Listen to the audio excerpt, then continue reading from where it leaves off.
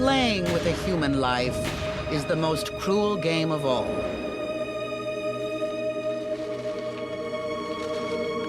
Life is always a gamble, especially for newcomers to a country. And wealth doesn't always protect you.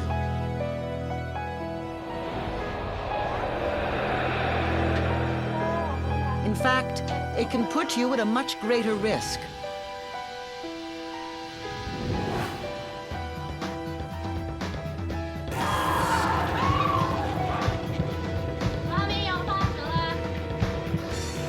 Because no matter where you go, the old country is never far behind.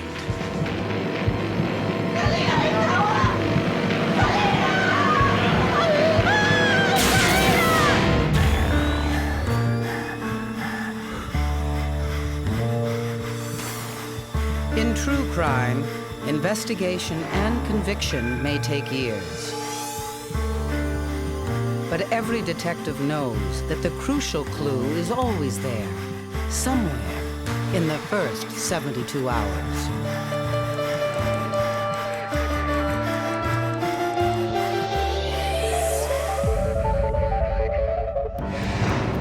Vancouver, British Columbia, 1998.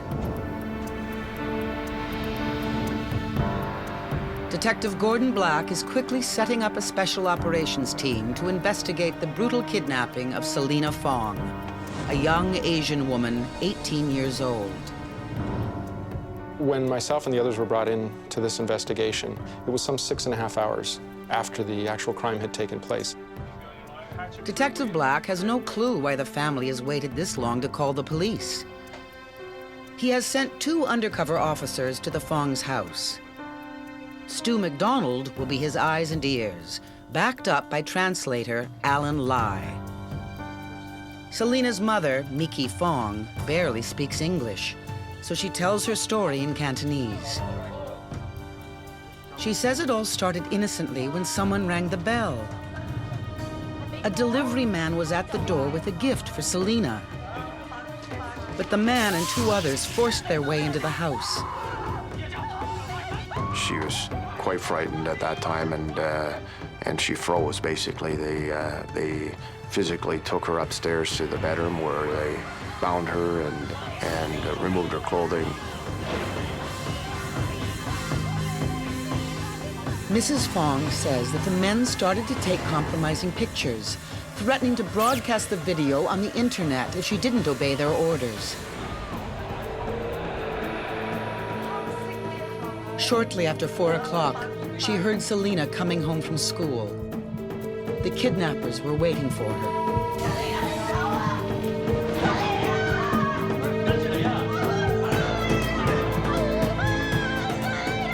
She was wrestled to the ground, her eyes were covered, she was threatened, she was struck. She was placed in just a position of abject terror.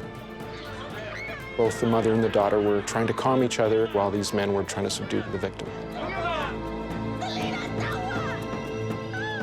The kidnappers made their demands clear. They wanted $500,000 in ransom. And no contact with police, otherwise Selina would be killed.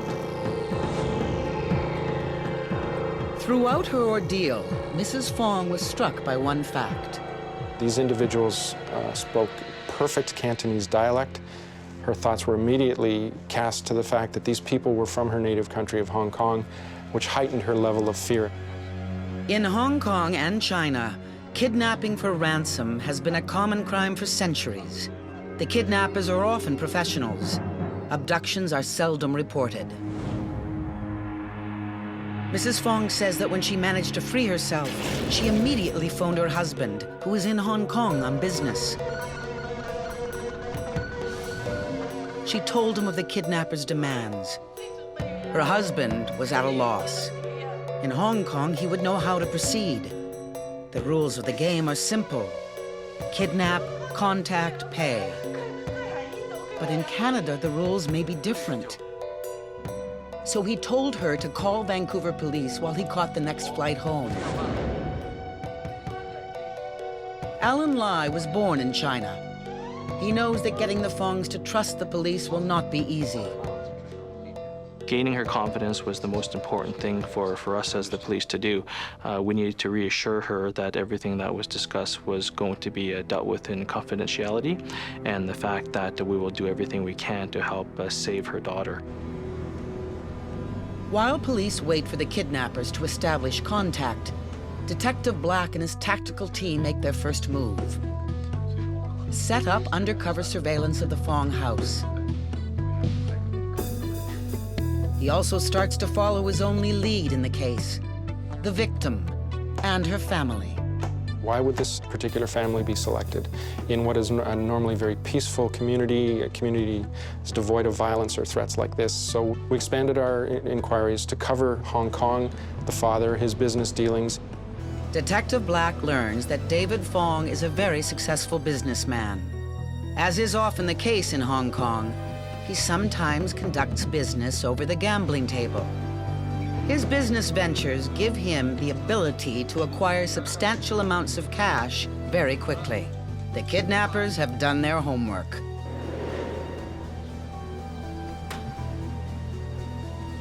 It takes David Fong over 24 hours to arrive back in Vancouver. He already has part of the kidnappers' ransom, over $100,000 in cash. He will be the one dealing directly with the kidnappers when they make contact.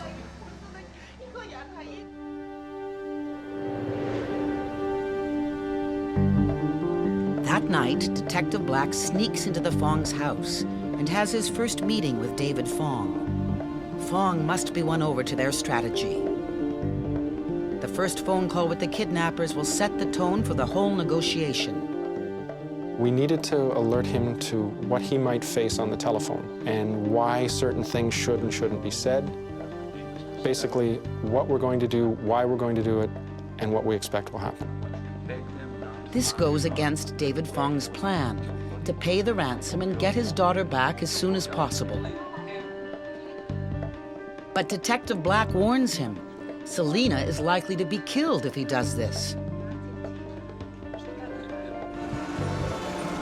Nearly 3 days have gone by since Selena's abduction, and still no word from the kidnappers. For the Fongs, seconds pass like hours.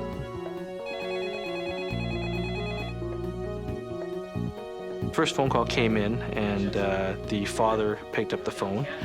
He was quite upset, very distraught. Only thing he was worried about was the safe recovery of his daughter. They patch Black's headquarters into the Fong's house. The call came from a male, and it was evident right away that the voice was disguised through some electronic mechanism. They were very direct. They weren't prepared to negotiate with the father. It was one-sided, basically telling him this is how things are going to be from here on in. The kidnappers are dictating the terms. Either David pays the $500,000 immediately, or Selena dies.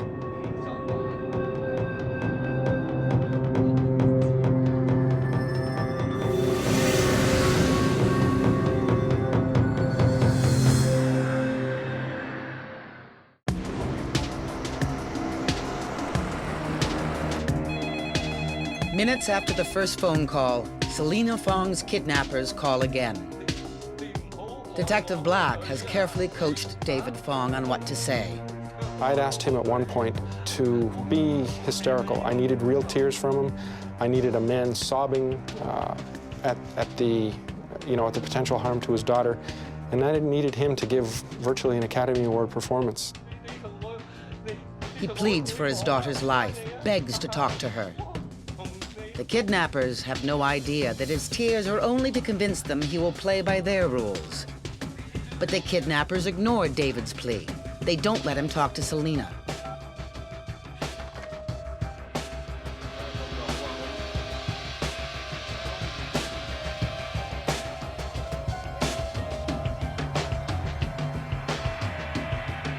Selena's parents and the police have no idea of the ordeal she is going through.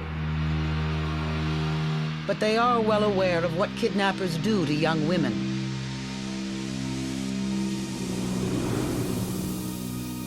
Detective Black and his team have tried to trace the two calls, but the kidnappers are pros. They keep the calls too short for police to pin down their location.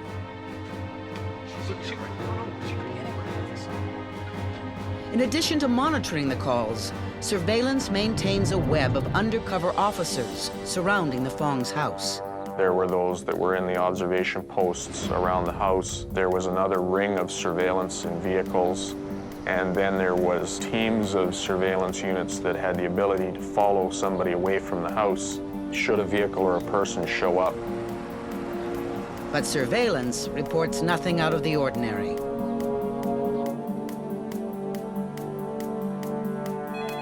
Later that day, a third call comes in.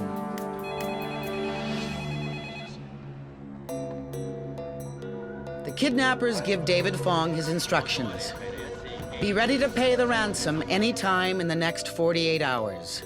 They were very assertive that he leave his home on short notice, that he take large sums of money to a specific location, drop it off and leave, and his daughter would be sent home at a later date. With each call and each passing hour, David is more and more tempted to revert to his way of solving the crisis. He's raised additional cash. He now has the $500,000 and is ready to trade for his daughter. Detective Black needs to keep him on track. That means stall the ransom payment and keep negotiating until he can take control of the situation.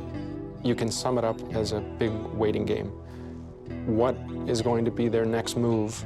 And have we possibly thought of every scenario we can in order to be prepared to respond?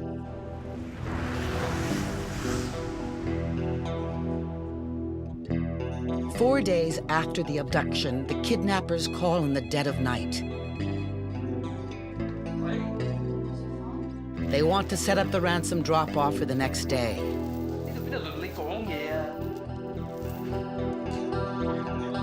But reluctantly, David follows Detective Black's tactics. He won't pay, he says, until he talks to his daughter.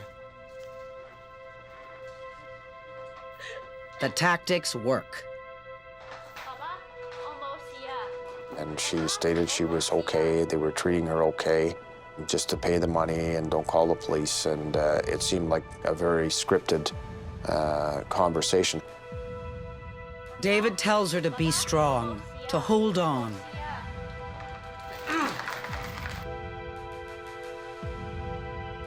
Hearing Selena's voice is a great relief for David Fong. But more than ever, he wants to forget about the whole police strategy. Moments later, the kidnappers call back. Now that they've given David Fong proof Selena is alive, they want the money.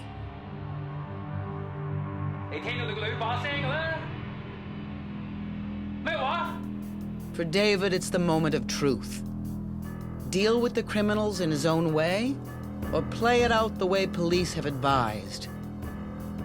He decides to stick with Black's plan. Pleadingly, he tells the kidnappers he cannot come up with the whole ransom.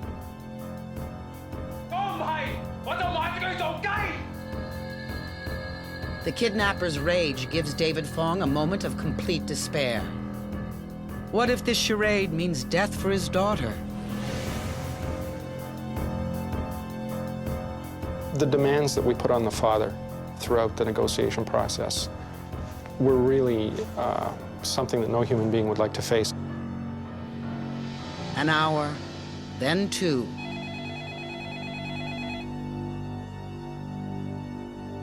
The kidnappers have agreed to lower the ransom by $100,000. Detective Black has just won another round.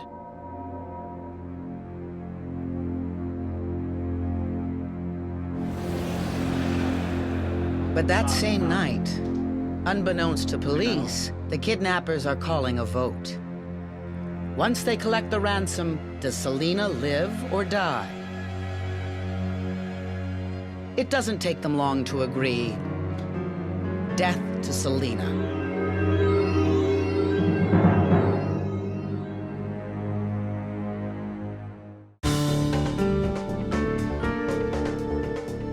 Detective Black is preparing for what he senses is the final round with the kidnappers. But for this crucial showdown, he needs to coach David Fong face to face. The key to keeping his daughter alive will depend on how well David plays his hand. The strategy is this. On the next call, David must refuse to pay the ransom unless Selena is brought to the drop-off and is exchanged on the spot for the money. And if the kidnappers don't give in, then he must threaten to pull out. We told him, we're going to ask you to do this today, and when you do that, they're going to say it's all over, they're not going to deal with you anymore.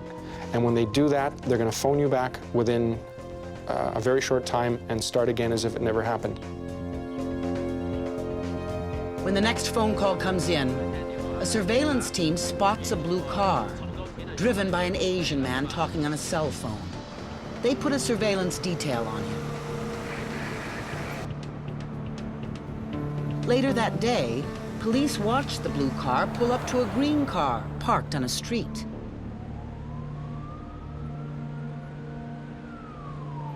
The driver of the blue car switches with the other driver, who is also Asian. Then they both drive off. Both cars are followed.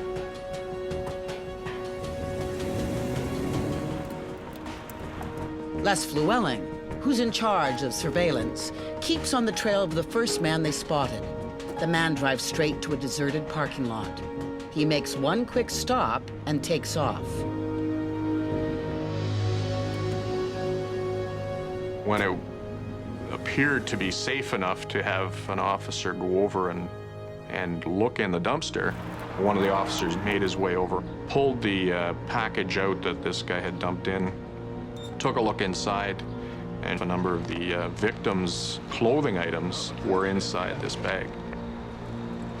Police now have proof that they have tracked down 2 of the 3 kidnappers, and they are hot on the trail of one of them.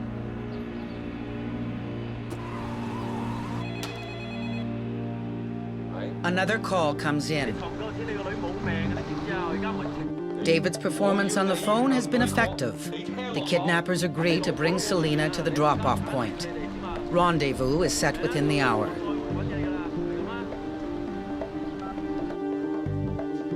Now, police are hoping to rescue Selena. The driver of the green car leads police to a house where he meets up with the other man. The kidnappers are observed putting a big duffel bag in the trunk of one of the cars. But police can't be sure which one. Detective Black is on the move now. He's hooked up to the surveillance team and the Fong house. A call comes in to David Fong. The kidnappers put Selena on the phone.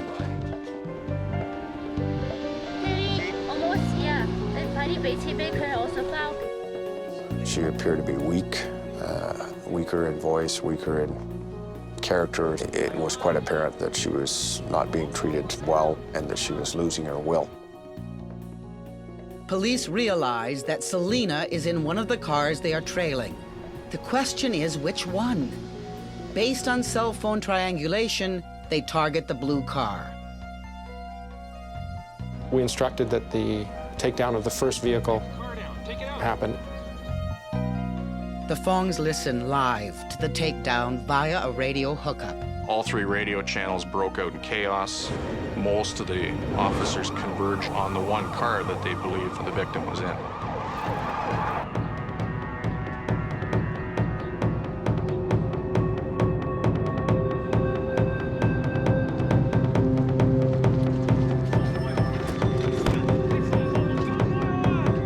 You had the girl. I said you had the girl. The victim wasn't in the vehicle.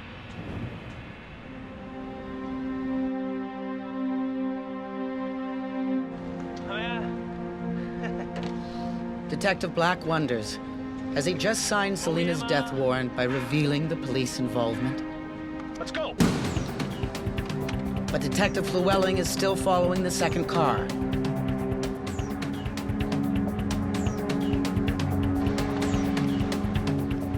Adrenaline was pumping so hard and was screaming at him, police, put your hands up, put your hands up. And I put him on the ground and I went down on top of him.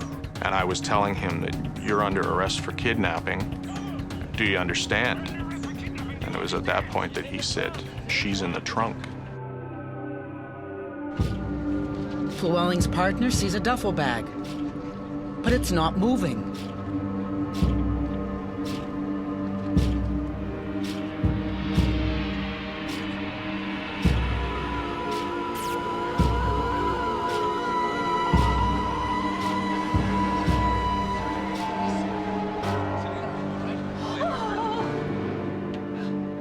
She looked weak, and you could tell that she'd been through an ordeal. She looked very scared.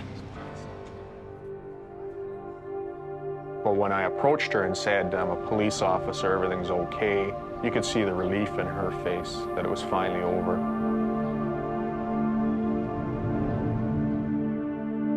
We ran the gamut of frustration, anger, tears, and ultimate joy that we as a group were able to rescue this young woman. And there isn't any one of us that will forget our involvement in this investigation for as long as we live. But one shadow remains for the police. This was too well orchestrated, too well planned, too well carried out. We believe that somewhere out there is a level higher than these people, perhaps dealing with organized crime, perhaps connected to gang activity. Police charge Gary Chong and Chi Wai Chan with kidnapping. Each is sentenced to 14 years in prison.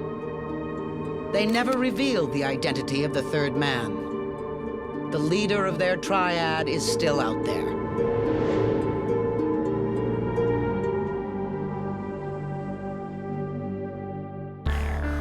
The stories on 72 Hours are true. The detectives and forensic scientists are the ones who actually worked on the case. The names of the victims are fictitious. The names of the convicted are real.